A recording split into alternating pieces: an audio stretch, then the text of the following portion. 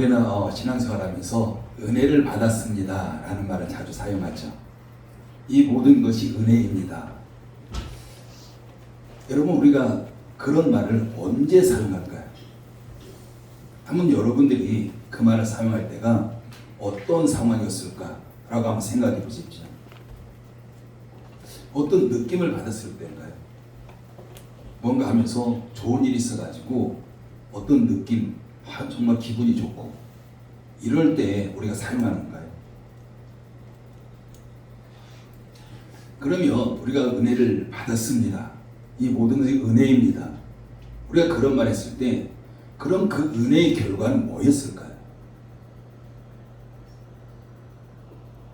그냥 얼마 지나지 않아서 정말 뭔가 느낌이 좋았는데, 기분이 좋았는데 얼마 지나지 않아서 그냥 그 느낌, 그 좋은 기분, 이게 그냥 사라졌나요? 우리가 뭔가 하나님 앞에 은혜를 받았다면 뭔가 결과가 있을 겁니다. 그냥 은혜를 받았습니다.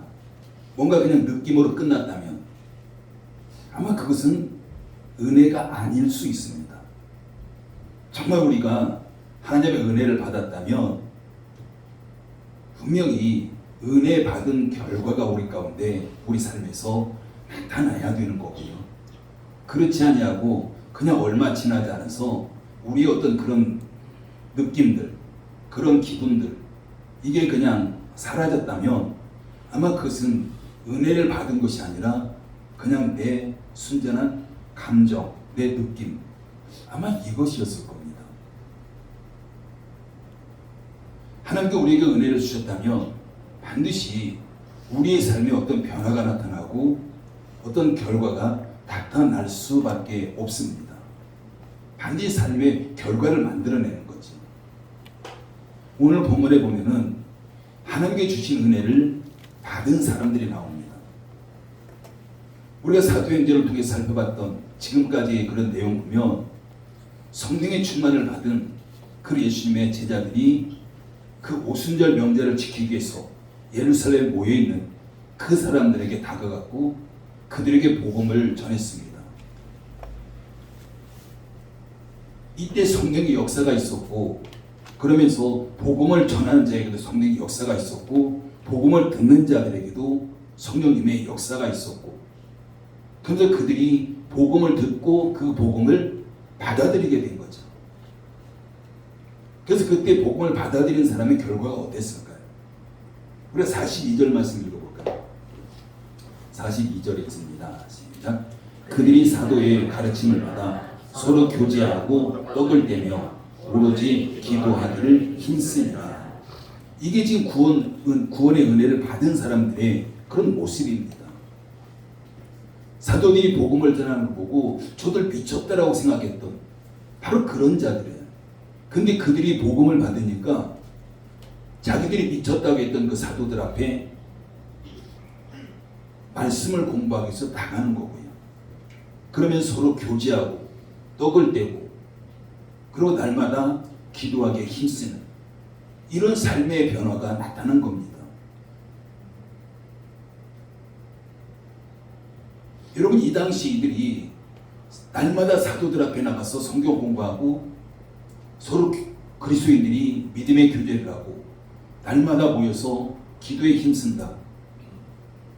이거 결국 쉽지 않은 일입니다. 그냥 우리는 우리 시각으로 보니까 이들이 처음에 복음을 받아들이고 이렇게 했구나. 그냥 아무렇지도 않게 우리가 그들을 그냥 받아들일 수 있는 거죠.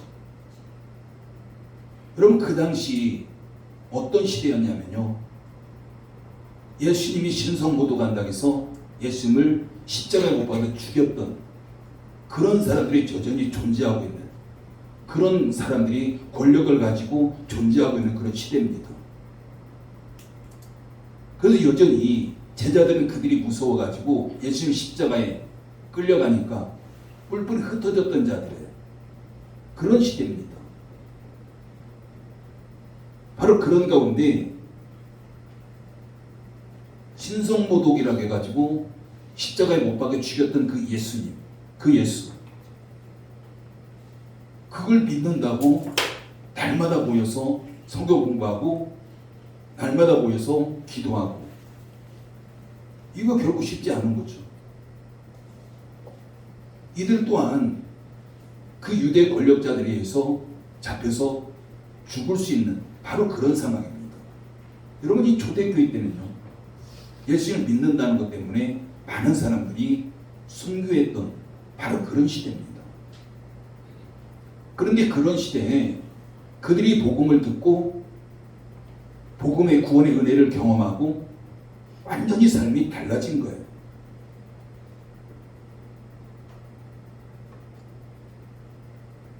사도들의 가르침을 통해서 어떤 또 다른 그런 은혜들을 계속해서 그들이 받았겠지요. 그런데 그 은혜로 인해서 그들이 계속해서 삶이 달라지는 겁니다. 삶이 계속 변하는 거죠. 우리가 44절과 45절 읽어볼까요? 44절 45절 읽습니다. 시작. 믿는 사람이 다 함께 있어 모든 물건을 서로 통용하고 또 재산과 소유를 팔아 각 사람의 필요를 따라 나누어주며. 이들이 사도들을 통해서 지속적으로 성경 공부하고요, 서로 교제, 믿음의 교제를 하고 날마다 그들이 기도하기를 힘쓴 바로 그런 자들이죠. 그러면서 계속해서 그들이 하나님의 은혜를 경험하는 바로 그런 삶을 살아갑니다. 그러면서 이들이 하고 있는 것은 자신들이 가지고 있는 모든 물건을 서로 같이 사용했다라고 말씀합니다. 뿐만 아니라 자신들의 재산, 자신들의 소유를 팔아가지고 각 사람들의 필요를 따라서 그것을 또 나눠줬다는 겁니다. 이게 지금 은혜를 받은 사람들의 그런 모습입니다. 각 사람의 필요를 알아서 자기의 것을 나눠준다는 것. 여러분, 이거 결코 쉽지 않은 거죠. 여러분, 각 사람의 필요가 얼마나 많겠습니까? 한 사람도 아니고요, 각 사람의 필요를 따라서 내 것을만 나누는 겁니다. 다 주는 거예요. 각 사람의 필요는 채워도 부족할 거예요. 여러분, 그런데 이 당시 어떻게 이런 일이 가능했을까라는 거죠. 이들이 나눈 것은 돈과 관련된 거예요. 세상은 돈을 최고의 가치로 여깁니다. 근데 그들 또한 예수 그리스도를 영접하기 전에 그들도 마찬가지였을 거예요. 돈을 최고로 가치로 여겼던 아마 그런 사람들이었을 겁니다. 근데 예수님을 영접하고 나서 계속해서 은혜를 경험하면서 그들이 최고로의 가치를 여겼던 그런 돈과 관련된 것들을 전부 다 나눠주는 바로 그런 일이 일어난 겁니다. 쉽게 말하면 돈을 나눠주는 거예요. 어떻게 이런 것들을 이렇게 쉽게 그들이 나눌 수 있었을까? 만약에 지금 우리 같으면 어땠을까요? 우리 모습이라면 결코 쉽게 나눌 수 없는 거죠.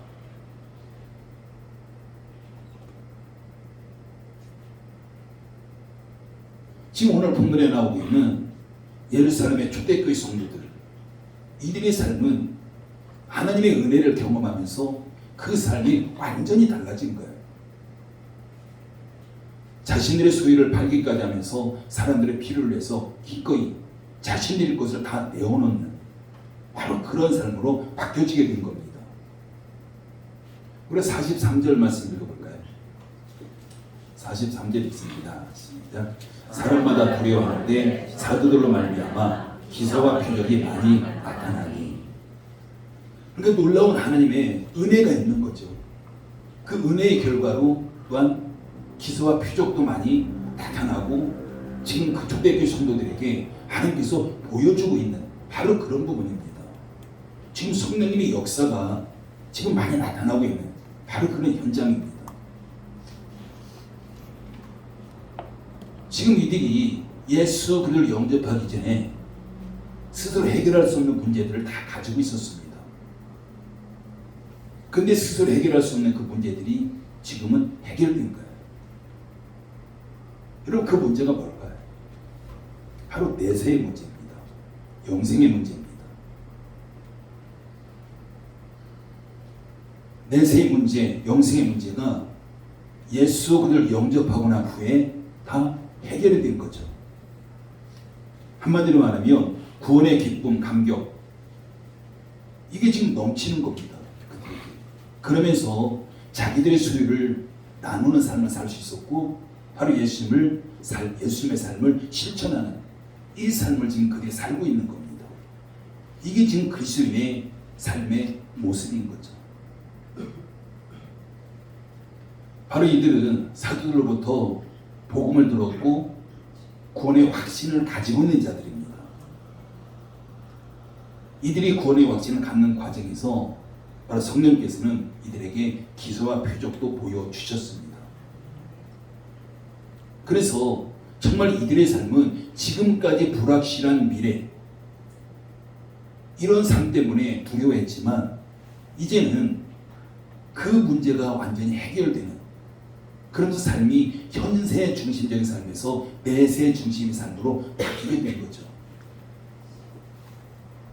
여러분, 이처럼 구원의 확신은 새로운 삶으로 이어질 수밖에 없습니다. 구원의 확신을 갖는다는 것은 육신의 삶에서 영적인 삶으로, 예수와 같은 그런 삶으로, 새로운 삶으로 시작되는 바로 그런 부분인 거죠. 지금 이들은 이전의 삶을 청산하고 예수 그리스도를 따르는 제자의 삶으로 결단하게 된 겁니다. 여러분, 예수님을 따르는 삶이 뭘까요? 바로 예수님이 따르는 삶은 그냥 적당한 거리를 두고 때로는 나에게 이익이 될 것 같으면 더 바짝 따라보고 내가 거리 조절하는 이 모습이 예수님을 따르는 삶이 결코 아닙니다. 정말 예수님이 따르는 삶이라는 것은 예수님과 똑같은 삶을 살아가는 거예요. 그게 예수님 따르는 삶입니다. 예수님께서 진흙탕으로 걸어가시면 그냥 옆에 돌아가는 것이 아니라 그냥 진흙탕으로 걸어가는 겁니다. 바로 예수님께서 위험한 길로 걸어가시면 안전한 길로 돌아서 가는 것이 아니라 그냥 나도 위험한 길로 걸어가는 겁니다. 이게 예수님을 따라가는 삶인 거죠.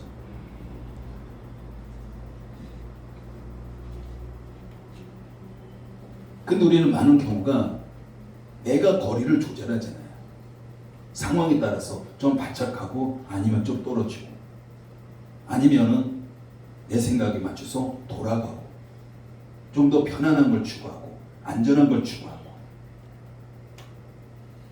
그러면서 우리는 뭐라고 하냐면요, 내가 예수님의 제자라는 거죠. 예수님을 내가 따라간다는 겁니다.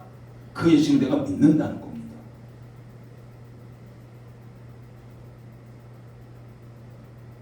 지금 사도들부터 예수님이 어떤 삶을 사셨는지를 지금 초대교회 성도는 배운 거예요.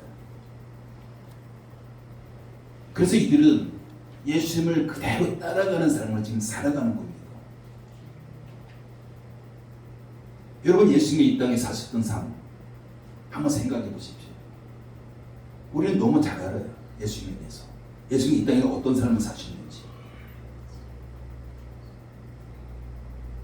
예수님이 이 땅에 오셔서 자신의 전부를 내주는 삶을 사셨습니다. 하나도 남기지 않으셨어요.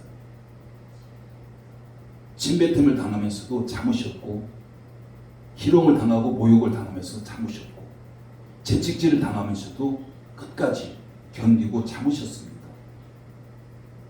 그러면서 결국에 십자가에서 물과 피를 다 쏟으시면서 하나도 남김없이 그 생명까지 내어주는 이 삶을 사셨던 것이 바로 예수님의 삶이었습니다.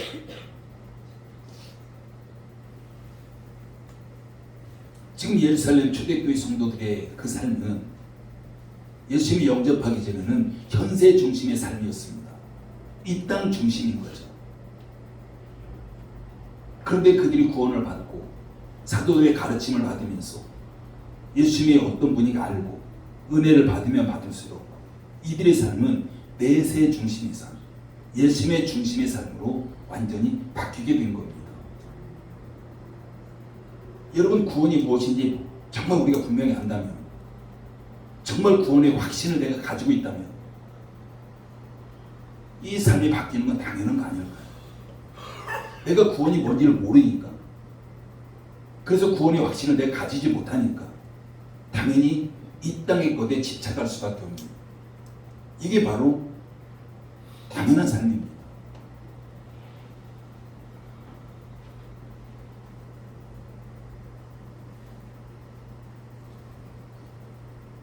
그럴지라도 초대교회 성도들이 이게 나눠주고 하면서 자신들이 가진 것이 없어서 살기 너무나도 힘들었다면 아마 이 또한 이런 삶을 사는 거 쉽지 않았을 거예요. 불가능했을 겁니다. 근데 이들이 서로 자신의 것을 기꺼이 내어줄 수 있었던 것은 성령께 이들에게 더 많은 것으로 채워주셨기 때문에, 성령님의 공급하심을 이들이 경험했기 때문에 이들이 지속적으로 서로 나누는 이런 삶을 살아갈 수 있었던 겁니다.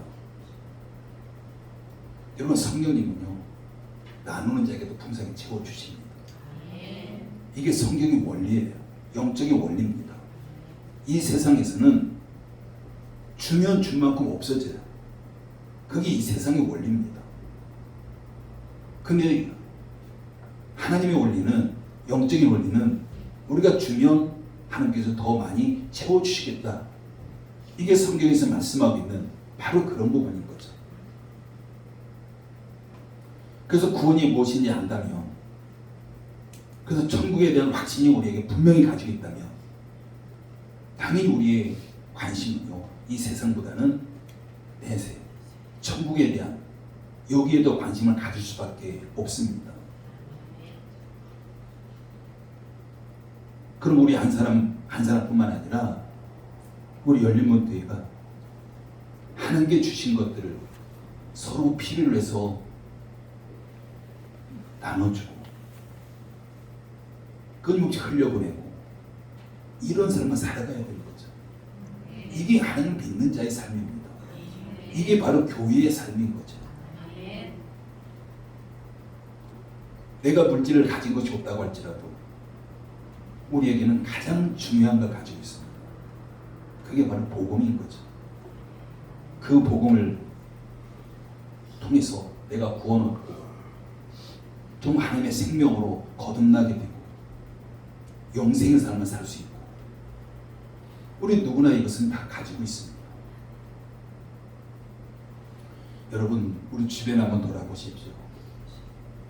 초대교회뿐만 아니라요, 어느 시대든지 항상 우리 주변에는 뭔가 섬김을 필요로 하는 자들이 있고 뭔가 필요를 채우기를 원하는 사람들이 너무나도 많습니다. 고린도서 8장에 보면 하나님께서 사도 바울을 통해서 헌금에 대해서 이렇게 말씀합니다. 고린도서 8장 13절 14절 보면요, 이는 다른 사람들을 평안하게 하고 너희는 곤고하게 하려는 것이 아니요 균등하게 하려는 것이다. 헌금을 말씀하면서 이 말씀이에요. 헌금하는 자가 헌금했기 때문에 곤고하게 되고, 또한 그걸 통해서 필요를 제공받은 사람들이 평안하게 되고, 이게 아니라는 거죠. 서로가 균등하게 되기를 원한다는 겁니다. 그리고 14절에서는요, 이제 너희의 넉넉한 것으로 그들의 부족한 것을 보충함은 후에 그들의 넉넉한 것으로 너희의 부족한 것을 보충하며 균등하게 하려 합니다. 많이 가지고 있는 자들이 헌금을 통해서 그 필요를 채워주게 된다면 그들이 뭔가 레벨이 올라가게 될 거고요. 그래서 만약에 그 헌금을 했던 자들이 어렵게 된다면 그들을 통해서 또 우리가 제공받고 이렇게 되면서 서로가 균등하게 되기를 원하신다. 이게 지금 하나님의 말씀입니다.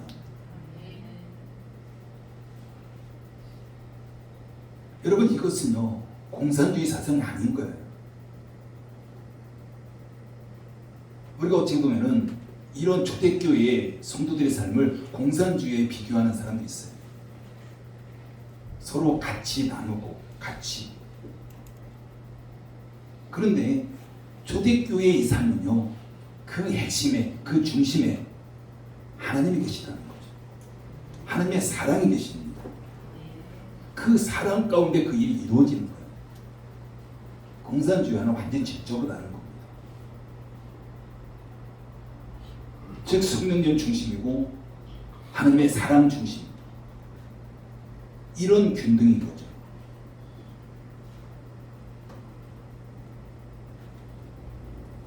그럼에도 불구하고 오늘날 많은 그리스도인들의 삶이 이런 삶에 동참하려고 하는 사람은 거의 없습니다.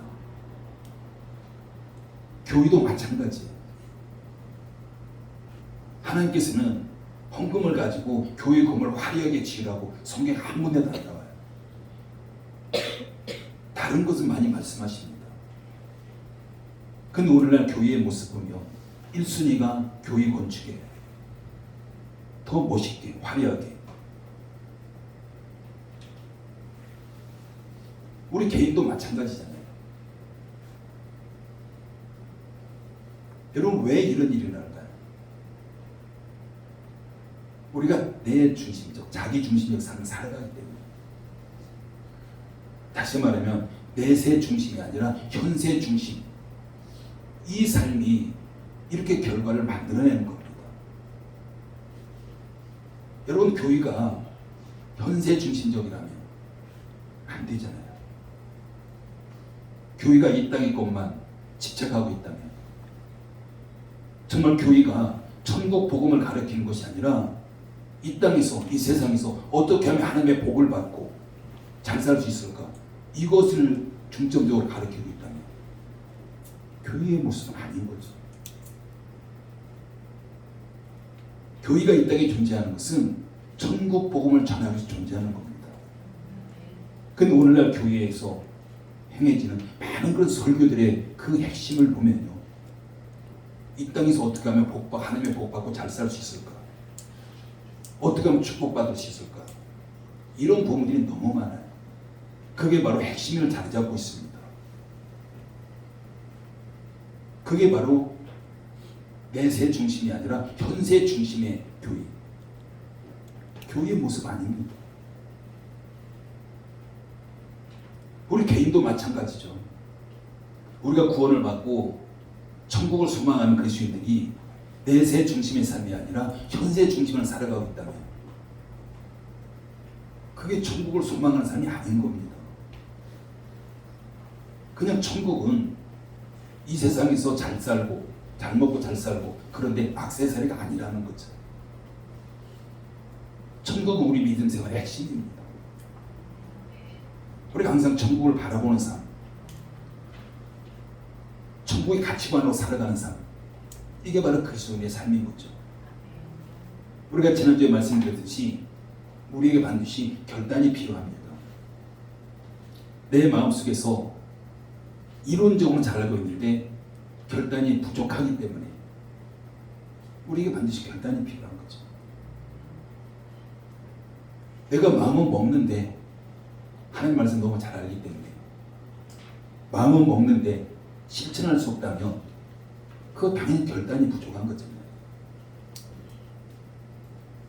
우리가 마음을 먹는 것만을 가지고서는 그건 결단이라고 할 수 없습니다. 마음 10번, 100번, 1000번 얼마든지 먹을 수 있잖아요. 근데 거기 실천이 따르지 않으면 그건 결단이 아닌 거죠. 여러분 결단 속에는 반드시 실천이 포함되어야 그것이 바로 결단입니다. 실천이 없는 결단은 결단이 아닌 거죠. 바로 성령께서는 피를 채우고 또 채우고, 흘려보내고 또 흘려보내고, 그러면서 결국에 균등하기를 원하세요. 그들도 하나님의 축복받기를 원하십니다. 하나님이 우리를 사용하지 않는다면, 그 방법을 선택하지 않으셨다면 하나님이 직접 축복하시는 겁니다. 그런데 하나님은 직접 그들을 가서 축복하시는 것이 아니라 사람을 통해서 축복하세요. 사람을 통해서 흘려보내기를 원하십니다. 이 땅의 교회를 통해서 흘려보내기를 원하시고, 이 땅의 그리스도인을 통해서 흘려보내기를 원하십니다. 여러분 성령의 역사는 부족하지 않아요. 오병이어 기적 역사 우리 너무 잘 알잖아요. 그 작은 어린아이의 물고기 2마리, 보리떡 5개, 한 아이의 점심 도시락입니다. 거기에 성령님의 역사가 있었을 때 남자만, 그것도 장정만 5,000명이 충분히 배부르게 먹고도 12광주 넘게 남는 바로 그런 기적의 역사가 일어나는 거죠. 이게 성령님의 재우심이에요.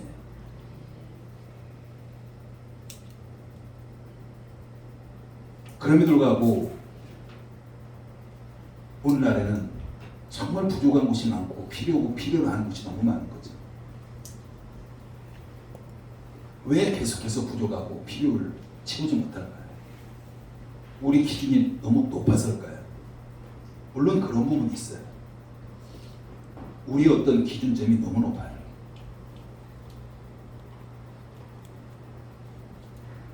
정말 우리의 기준점을 나보다 더 많이 가진 자, 여기에 둔다면 우리는 항상 부족할 수밖에 없어요. 항상 뭔가 필요할 수밖에 없습니다. 그렇다면 우리의 기준을 조금 낮추면 되죠. 내가 조금 부족하면 되고, 내가 좀 힘들면 되고. 근데 중요한 것은요, 우리가 성령님의 손이나 성령의 발이 되기를 원치 않는다는 거죠. 성령님의 도구가 되기를 원치 않는 겁니다. 우리가 동참하지 않는다면 성령님은 하실 수가 없는 거예요. 우리에게 자유의지를 주셨잖아요. 그리고 우리에게 말씀을 주셨습니다. 우리 자유의지를 통해서 말씀을 선택하고 그 결단하고 그 말씀대로 걸어가는 삶, 이게 우리의 신앙생활입니다. 근데 왜 그런 삶을 살지 않으면 성령님은 더 이상 우리를 사용하실 수가 없고 성령님은 어떤 결과를 만들어낼 수가 없습니다. 우리가 성령님의 손이 되고 성령님의 발이 될 때, 그런데 기꺼이 우리가 성령 앞에 내 손과 발을 내어드릴 때, 그때 성령님의 역사가 있는 거죠. 성령님 친hom의 역사가 그때 나타나는 겁니다. 우리 열린문교회 여러분 한 사람 한 사람이 섬김을 통해서 더 풍성함을 누리도록 우리가 헌신해야 됩니다. 그럼 제가 얼마 전에 방글라데시 갔다 왔잖아요. 우리나라하고 방글라데시 비교 불가합니다. 뭘로 비교하겠습니까? 경제적인 차이 비교할 수 없어요. 제가 여러분한테 아무리 설명해도 여러분들이 가보면 그 설명과 직접 본 거는 또 너무 차이 나요. 그만큼 설명조차 안 되는 나라예요. 그럼에도 불구하고 하나님은 그들 또한 여전히 사랑하신다는 겁니다. 하나님의 백성이라고 말씀하세요. 여전히 이슬람이지만 하나님은 그들이 내 백성이라고 말씀합니다. 여러분 애국 하나님 뭐라고 말씀합니까? 그들 내 백성이라고 해요. 하나님의 피조물들이잖아요. 여전히 그들 사랑하고 그들에게 복음이 전해지기를 원하고 그 복음을 통해서 하나님 앞에 복받기를 원하고,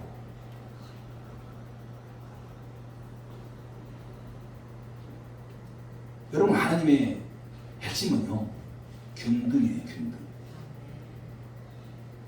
균등하기를 원하시는 거예요. 그들도 하나님의 영혼들이잖아요. 우리나라 너무 풍족하지 않아요? 우리의 가치 기준점이 높은 데 두고 있기 때문에 뭔가 부족하고 불편하고 이런 생각이지, 우리가 기준점만 조금 낮춘다면 결코 부족하지 않아요. 우리나라가 지금처럼 풍족한 때가 언제 있었습니까? 우리 지금보다 조금 부족해도 되잖아요. 조금 불편해도 뭐 큰 문제 없잖아요. 정말 우리 열린문교가 풍성해지는 비결은 물질을 쌓아 놓는 것이 아니라 그것을 감당해야 될 몫을 감당하는 겁니다. 이게 풍족해지는 비결이에요. 이게 영적인 법칙입니다. 우리 한 사람 한 사람이 풍족해지는 비결도 마찬가지예요. 뭔가를 자꾸 쌓아 놓는 것이 아니라 내가 감당해야 하는 것을 감당하는 겁니다. 여러분, 초대교회는 섬김을 통해서 그들이 헌신했기 때문에 교회도 성도 하나님께서 계속해서 그들을 채워 주셨습니다. 내가 누군가의 손이 된다면 성령께서도 내게 손이 되어 주십니다. 내가 누군가의 발이 되어 준다면 성령께서도 나에게 발이 되어 주십니다. 이게 얼마나 큰 축복입니까? 근데 내가 부족하고 채워지지 않는 것은 내가 동참하지 않기 때문에.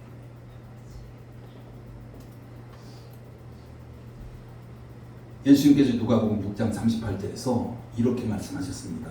주라 그리하면 너희에게 줄 것이니 곧 후히 되어 누르고 흔들어 넘치도록 하여 너희에게 안겨주리라. 우리가 주면 바로 예수님께서는 후히 되어 넘치도록 우리에게 주시겠다. 이게 영적인 법칙입니다. 사도행전 20장 25절에서도 사도 바울은 주 예수께서 친히 말씀하신 바 주는 것이 받는 것보다 복이 있다 하심을 기억하여야 할지니라. 주는 것이 받는 것보다 복이 있다는 거죠. 여러분 모두 복된 자가 되시기 바랍니다. 이 세상의 복된 자가 아니라 하나님 앞에 복된 자가 되기를 바랍니다. 우리는 구원받은 하나님의 사람들입니다. 구원받았다는 것은 우리가 이 땅에 속한 것이 아니라 하나님 나라에 속한 자들이라는 거예요. 우리가 구원받았다는 것은 이 땅의 가치관으로 살아가는 자가 아니라 하나님의 가치관으로 살아가는 자들이라는 겁니다.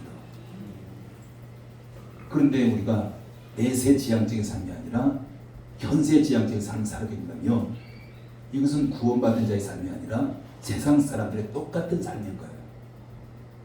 우리가 달라야지. 그게 바로 거룩입니다. 우리가 살아가는 이 세상과 천국을 비교해 보십시오. 우리가 천국에 확신이 있다면 당연히 이 세상에 가치를 두진 않을 겁니다.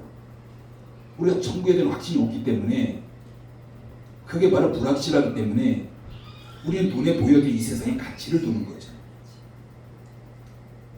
이 세상의 것들은 하나님께서 우리가 이 세상에 사는 동안만 좀 편리하라고 주신 거예요. 이걸 영원히 우리가 소유할 수 없고요. 우리가 천국에 가져갈 수 없는 이게 바로 이 세상의 것들입니다. 영원하지 않습니다. 그래서 우리의 이 땅의 신앙생활이라는 것은 내세 중심의 삶을 통해서 천국을 준비하는 삶. 이게 우리의 신앙생활입니다. 그래서 우리는 예수님과 똑같은 삶을 살아가야 되는 자예요. 예수님이 십자가의 길을 걸어가셨으면 우리도 그 십자가를 피하면 안 돼요. 돌아가면 안 됩니다. 그냥 똑같은 예수님의 그 십자가의 길, 골고다 언덕길 똑같이 우리도 십자가 지고 걸어가야 됩니다. 그게 예수님에 따르는 삶인 거예요. 여러분 주변을 돌아보십시오. 우리의 섬김을 필요로 하고 뭔가 채우기를 원하는 자들이 너무 많습니다. 섬김이라는 것은 내 것을 나누는 것 이상입니다. 단지 나누는 삶이 아니라 섬김은 바로 그것이 예수님을 따르는 삶이에요. 예수님의 제자의 삶이고 예수님과 똑같은 삶을 걸어가는 삶입니다. 우리 예수님과 함께할 때 그게 바로 복이잖아요. 예수님과 함께할 때. 그러면 우리가 예수님을 똑같은 삶을 살아가는 거, 예수님을 똑같이 따라가는 거, 이게 바로 복된 삶인 겁니다. 우리의 작은 나눔, 작은 섬김이 저와 여러분의 오병이어의 복이 되기를 축복합니다. 우리 모두가 예수님처럼 똑같이 섬길 때에 우리가 많은 건 아니지만은 결국 하나님께 우리에게 주신 것은 오병이어의 기적의 축복인 줄 믿습니다. 우리 열린문교회가 여러분 한 사람 한 사람이 오병이어의 기적 역사를 통해서 하나님의 복받고 더 많이 흘려보내고 더 많은 생명을 살리는 교회와 여러분 되기를 예수님으로 축복합니다. 기도합니다. 아버지 하나님 은혜를 감사를 드립니다. 우리는 구원받은 자로서 예수님을 믿고 예수님을 따라가는 자입니다. 예수님과 똑같은 삶을 살아가기를 원하는 자들입니다. 예수님께서 우리가 어떤 말씀하시든지 우리는 그 말씀대로 그 길을 걸어가야 되는 자들입니다. 우리의 지난 시간, 우리의 신앙의 삶을 생각해 볼 때에 우리 예수님과 달라도 너무 많이 달랐습니다. 예수님을 닮는다고 했는데, 예수님이 걸어가는 길을 나도 걸어간다고 했는데, 때로는 예수님을 닮지 않았고 예수님이 걸어가지 않은 좀 더 편안한 길을 찾아서 걸어갔던 우리의 삶이었습니다. 아버지 하나님, 이제 다시금 우리 예수님 온전히 닮기를 원합니다. 예수님과 똑같은 삶을 걸어가길 원합니다.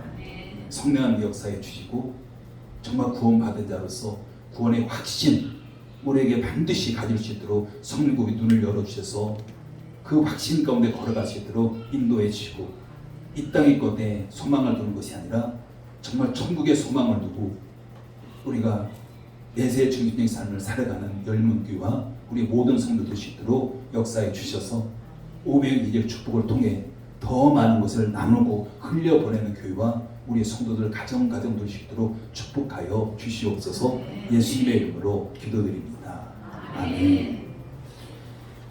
예, 준비한 님